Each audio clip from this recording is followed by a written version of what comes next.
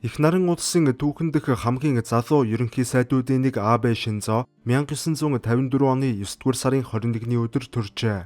Тэрээр удмын улс төрч нэгэн юм.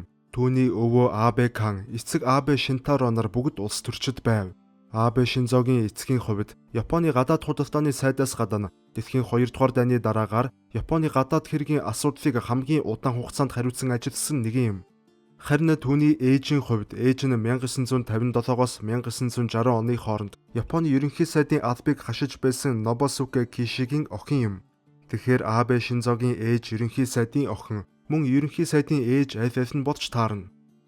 Абе Шинзогийн өвөө Нобосуке Кишигийн хувьд тэрээр дэлхийн 2 дугаар дайнд Япон улс ядагдсны дараагаар дайны гэмт хэрэгтэн хэмээн шоронд хоригдож байсан боловч шоронгоос гарсныхан дараагаар Киши Японы либерал намыг үүсгэн байгуулж улмаар тус намыг ардчилсан намтай нэгтгснээр Абе Шинзогийн удирддаг либерал ардчилсан намын үндсийг тавьсан байна. Мөн сонирхуулахад Абегийн нагц ах Эйсаку Сато мөн л Японы ерөнхий сайдаар ажиллаж байж Сатогийн хувьд тухайн үед Японыг цөмийн зэвсгээс татгалзах шийдвэр гаргуулж чадсан гавьяагаар Нобелийн энх тайвны шагнал хүртэж байсан нэгэн. Ерөнхийдөө бол Абегийн хүүхэд нас дайнд ялагдж уламжлалыг шүтгч их наран улсаас өндөр хөгжилтэй аж үйлдвэрчсэн Япон улс болон шилжих өөрчлөлт дунд өрнжээ. Игэл жирийн олон хүүхдүүдээс ялгаатай нь хүүгийн гэр бүл бүхэлдээ улс төрчид байсан тул хүссэн хүсээгүй улс төр түүний амьдралд их нөлөө үзүүлсэн юм. Тэрээр өөрийн өвөө Нобосуке Кишиг ихэд хүндэтж түүнээс хамгийн хүчтэйгээр үлгэр дуурайлал аван өссөн байна. Тухайлбал Абе Шинзо хожим дурсан ярихдаа хүүхэд байхад хүмүүс өвөөг минь дайны үеийн гэмт хэрэгтэн гэж дуудах бүрт сэтгэл минь урагдах шиг болдог байсан. Үнэн дээр бол өвөө маань өөр юуны ч төлөө биш. Зөвхөн Япон орныхон ирээдүйн талаар л санаа зовдөг жинхэнэ төрийн хүн байсан хэмээн дурсжээ. Абе Шинзо өөрийн улс төрийн үзэл баримтлал төлөвшлийг бүхэлд нь өвөөгөөсөө уламжлан авсан байдаг. Абе ахлах сургуулаа төгссөнийхэн дараагаар Сейкегийн их сургуулийн хуулийн сургуулийг улс төрийн шинжлэх ухаанаар төгсөж, мөн Америк нэгдсэн улсын өмнөд Калифорнийн их сургууль номын дуу сонсжээ. Боловсролноо хангалттай гэж үзсэн цагтаа Абе өөрийн ажил амьдралын гарааг Кобегийн гангийн үйлдвэрээс эхлүүлсэн юм.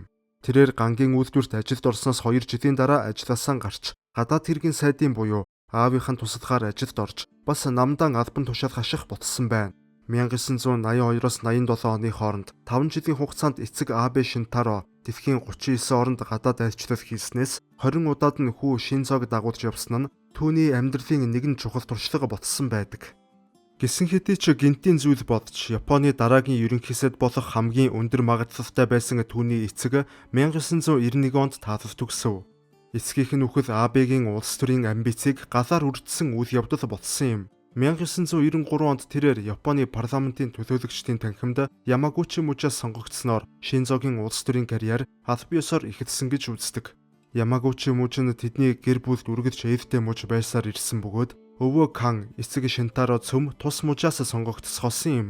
Харин Шинзогийн хувьд тэрээр өнөөг хүртэл 8 удаа тус мужаас тасралтгүй сонгогдоод байна. Тухайн үед Абе нь Японы либерал ардчилсан намын хамгийн хүчтэй фракц болох ерөнхий сайд Коизумигийн фракцад харьяалагдж байв. Ийхүү нам болон фракцын нөлөөгөөр түүний улс төрийн карьер огцом өсөж 1999 онд либерал ардчилсан намын нийгмийн асуудал эрхэлсэн газрын дарга засгийн газрын хэрэг эрхлэх газрын орлогч дарга болон дэвшжээ. Ер нь Абе улс төрд орсноос хойш олон удаа халдлагад өртсөн нэгэн. Тухайлбал 2000 оны 6 дугаар сараас 8 дугаар сарын хооронд гэхэд түүний гэр болон ажил дээр нь нийт 5 удаа шатах тесрэх материалтай лонх шидэж галчин шатаах оролдлогууд гарч байсан удаатай. Эдгээр оролдлогуудыг якуза нар хийсэн хожим тогтоогдсон бөгөөд мөнгөний маргааны улмаас ийм алхам хийсэн гэдгийг хүлээн зөвшөөрч улмаар тус якуза бүлэгмийн удирдлагууд 13-аас 20 жилийн ял авснаар хэрэг явдал өндөрлсөн түүхтэй. Абегийн улс төрийн карьерийг нэмж өгсөн нэгэн үйл явдал нь 1970-ад оны үед Хойд Солонгосын тагнуулынханд хулгайлагдсан Япон иргэдийг хамгаалахын төлөө тууштай тэмцсэн явдал байв. Тэрээр багагүй хугацааг Хойд Солонгостой харилцах ажилд зарцуулсны үр дүнд 2002 онд Японы ерөнхий сайд Жуничиро Коизо болон Хойд Солонгосын удирдагч нар уулзалт хийж чаджээ. Энэ явдал нь Абег улс төрчийнх нь хувьд үндэсний хэмжээнд танигдж оноо цуглуулахад томоохон үүрэг гүйцэтгэсэн юм. Гэтэл 2006 онд ерөнхий сайд Жуничиро Коизо үүрэгт ажилласаа бууж байгаагаа олон нийтэд зарлав. 2006 оны 9-р сарын 26-ны Японы парламентын доод танхимын 475 гишүүдийн 339 нь шинэхэн намын дарга Абе Шинзод итгэл хүлээлгэснээр тэрээр Японы ирдэх ерөнхий сайдаар томилогдов. Абе 52 настайдаа ерөнхий сайд болсон нь Японы түүхэн дэх хамгийн залуу ерөнхий сайд болсон тохиолдол байв. Ерөнхий сайдаар сонгогдсны дараагаар түүний нэр хүнд дээд түвшиндээ хүрсэн боловч тэр байдал нь тэмч удаан үргэлжилсэнгүй. Тухайн үед хувьчлалын хөтөлбөр эд үргэлжилж байсан бөгөөд Японы Japan Post сонины хувьчлал хил ам дагуулснаар энэ явдал Абе Шинзогийн нэр хүндэд сөргөөр нөлөөлж эхлэв. Мөн түүний танхимын эрүүл мэндийн сайд нь Японы хүн ам багасж байгаа талаар яриа өгөхдөө эмэгтэйчүүдэд хандан тэд хүүхэд үйлдвэрлэгч болох ёстой гэж хэлсэн нь Япон эмэгтэйчүүдийн дургуутсалыг ихэд төрүүлжээ. Гэтэл эдгээр хэрэгүүд болоод удаагүй байтал хөдөө аж ахуйн сайд нь амиа хорлож өөр нэг сайд нь хээл хахуулын хэрэгт оролцолцсноор Абегийн засгийн газрын нэр хүнд шаландаан буутал унав. Ингээд ерөнхий сайд болсноос нэг жилийн дараа Абе өөрийгөө эрүүл мэндийн шалтгааны улмаас ажлаа хүлээлгэн өгч байгаагаа зардлжээ. Гэхдээ түүний улс төрийн карьер үүгээр дуссангүй. Хэсэг хугацаанд хил амнаас хол байсны дараагаар 2012 оны 12 дугаар сарын 26-ны өдрийн парламентын танхимын төлөөлөгчдийн олонхын саналаар түүнийг 2 дахь удаага Японы ерөнхий сайдаар сонгож, энэхүү Абе өөрийн хямралыг хашраах засгийн газар гэх нэртэй засгийг байгуулжээ. Засгаа ийн нэрлэлсний учир нь тэдгээр жилүүдэд йений ханш чангарч буйгаас Японы бараа бүтээгдэхүүн гадаадын худалдан авагчдад үнэтэй тусаж, үүнээс улболон тус улсын экспорт буурч эхэлсэнд оршиж байв. Түүнийг засгийн эрхэнд гарахаас өмнөх 20 жил Японы эдийн засаг бараг царцсанх байдалд байжээ. 2 дахь удаага сонгогдсон ерөнхий сайд Абе эдийн засгийн зогсонх байдлыг сэргээх эрчимжүүлэх бодлогоо Abenomics гэж нэрлэжээ. Энэ нь Абе Шинзогийн Абе болон Economics-ийн Nomics гэх хоёр үгний нийлбэр юм. Энэхүү бодлогын гол зорилго нь Японыг дефляцаас гаргаж, йений ханшийг тогтворжуулахад чиглэж байв. Тэрээр Төв банк инфляцийг 2% хүргэх төлөвлөгөөгөө танилцуулж чадахгүй бол Төв банкны үйл ажиллагаанд шууд оролцсон хэмээн зарлаж, Төв банкны захирлыг солин мөнгөний зөөлөн бодлого хэрэгжүүлж эхэлжээ.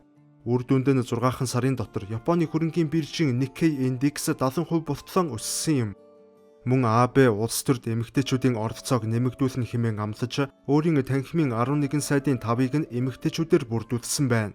2012 оноос хойш үйл ажиллагаагаа явуулсан парламентын доод танхим нь огт өөрчлөгдөлгүйгээр 617 хоног үргэлжилсэн нь 2 дугаар дайнаас хойш хамгийн удаан хугацаанд тогтвортой ажилласан танхим болж бүртгэгдсэн юм.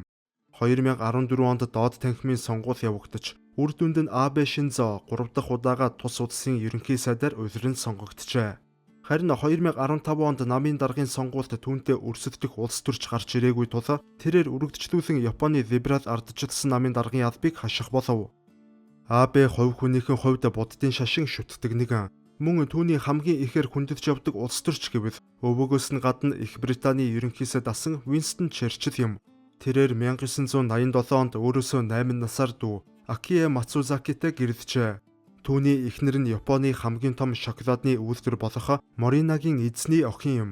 Мөн Абе огт хүүхэдгүй бөгөөд үр тогтоох эмчилгээ хийх гэж байсан ч тэр нь амжилттай болоогүй талаар дурджээ.